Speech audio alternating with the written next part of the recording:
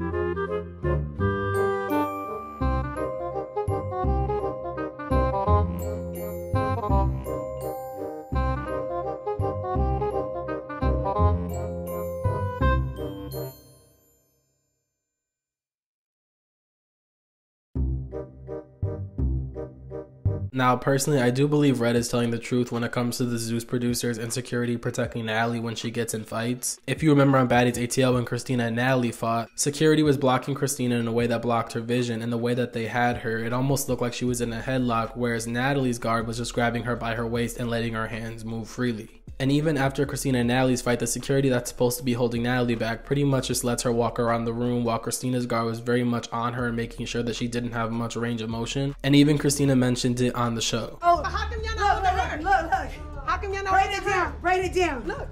Write it down. He got her. No, he don't got her. He's not even holding her. So I wouldn't be shocked at all if that's what happened to Redd and her girlfriend. And we all know that Natalie gets on her hands and knees for favors, allegedly. So I'm not shocked that Zeus's production allegedly lied and played into Natalie's favor. But what we do know is that there's going to be some sort of fist fight between Natalie and Redd on The Conversation, so I'll be waiting for that. However, I do think up that production allegedly set Redd up, because I feel like as production, your job is to make sure that your talent and cast are safe and make sure that it's a fair playing ground for everybody so everybody feels equal. But Zeus has never been professional, so why me or anybody else expects more for them is just confusing.